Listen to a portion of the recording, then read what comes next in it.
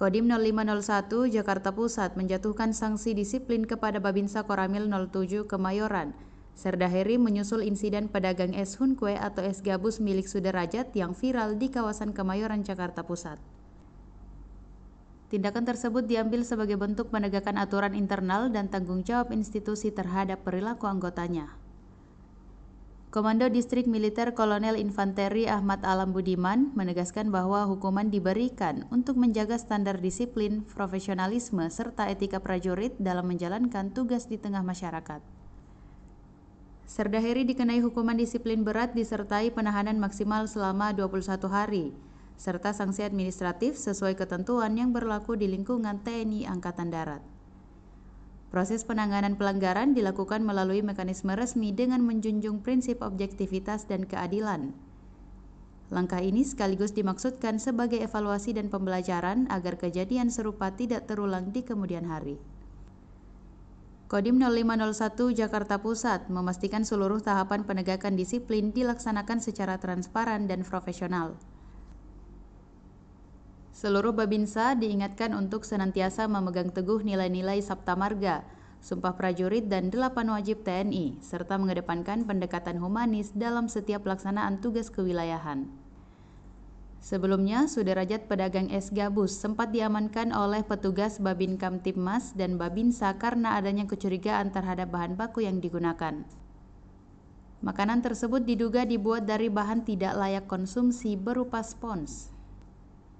Namun hasil pemeriksaan laboratorium yang dilakukan Polres Metro Jakarta Pusat memastikan bahwa es gabus tersebut aman untuk dikonsumsi.